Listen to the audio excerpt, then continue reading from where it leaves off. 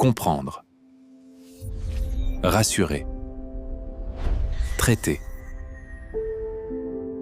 Bonjour et bienvenue. Aujourd'hui, on va faire quelque chose de simple mais d'essentiel. On va décortiquer ensemble pas à pas le parcours de la chirurgie pour un cancer de l'estomac. L'idée, c'est que tout devienne beaucoup plus clair. Alors, la grande question qu'on se pose, c'est concrètement en quoi ça consiste une chirurgie du cancer de l'estomac.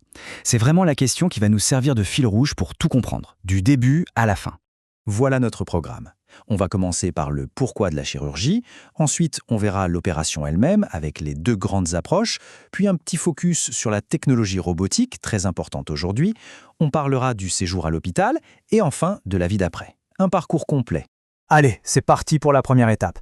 Avant même de parler de technique, de bloc opératoire, il faut se poser la question de base. Pourquoi est-ce que la chirurgie est nécessaire? C'est vraiment le point de départ de tout. Pour bien comprendre, un petit rappel rapide. Le cancer de l'estomac, qu'est-ce que c'est? Eh bien, c'est une multiplication de cellules qui deviennent anormales, un peu anarchiques, dans la paroi de l'estomac. Elles ne s'arrêtent plus de se diviser. Et l'objectif, bien sûr, c'est de mettre un terme à cette prolifération. Et ce qui est super important de comprendre, c'est que la décision d'opérer, ce n'est jamais le choix d'une seule personne. C'est toute une équipe de spécialistes qui se réunit, on appelle ça une RCP, pour discuter de chaque cas. Ils s'assurent tous ensemble que c'est bien la meilleure solution possible. Et les buts de cette chirurgie, ils sont vraiment clairs. Le premier, évidemment, c'est de retirer toute la maladie. Mais ça va plus loin, on cherche à obtenir une guérison ou au moins un contrôle sur le très long terme. Et tout ça en limitant le risque que ça revienne et surtout en pensant déjà à la qualité de vie future. Maintenant qu'on a vu le pourquoi, entrons dans le vif du sujet, l'opération en elle-même. Qu'est-ce qui se passe concrètement une fois que la décision est prise? En gros, il y a deux grandes options.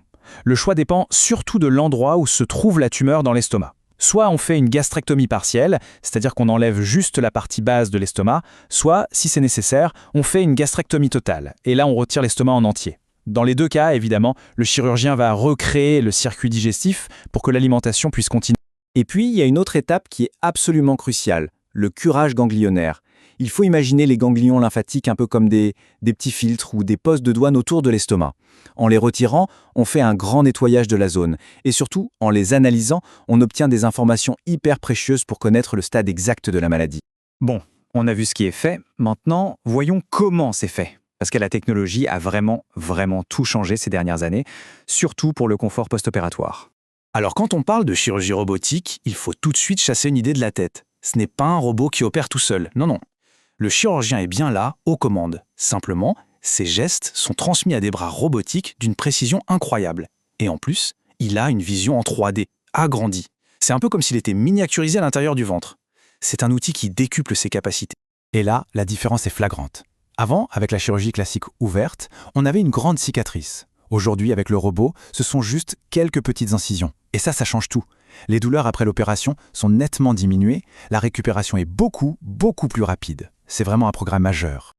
Ok, l'opération est finie. Que se passe-t-il ensuite? Parlons du séjour à l'hôpital, cette période juste après l'intervention qui est si importante pour la suite. Le programme de récupération est très clair et ça commence très vite. Dès le lendemain de l'opération, hop, on s'assoit dans un fauteuil, on fait quelques pas. C'est fondamental. Ensuite, on recommence à boire, puis à manger très progressivement, d'abord liquide. Et en général, au bout de 5 à 8 jours, si tout va bien, c'est le retour à la maison. Et il ne faut pas oublier que pendant tout ce temps, on n'est pas seul.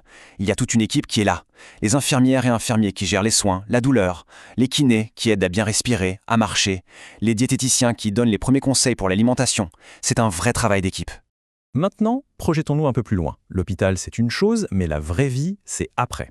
Comment on s'adapte à cette nouvelle situation une fois rentré à la maison?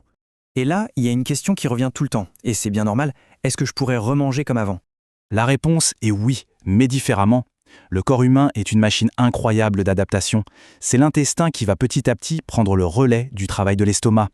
La nouvelle règle d'or, c'est de fractionner, manger de plus petites quantités, mais beaucoup plus souvent tout au long de la journée. L'autre grande angoisse, évidemment, c'est la douleur. Est-ce que ça fait très mal? Et là aussi, les nouvelles sont rassurantes. La douleur aujourd'hui, on la gère très bien avec les médicaments. Mais surtout, la technique robotique, comme on l'a vu, en étant mini-invasive, réduit énormément les douleurs par rapport à la chirurgie d'avant. C'est vraiment le jour et la nuit. Pour donner un ordre de grandeur, on estime qu'il faut compter entre 4 et 6 semaines pour vraiment se sentir bien, pour retrouver son énergie. Après, une certaine fatigue peut durer un peu plus longtemps. C'est tout à fait normal, il faut savoir s'écouter. Et on termine avec ce qui est peut-être le plus important. Chaque personne est différente, chaque cancer est différent. Il n'y a pas de recette toute faite.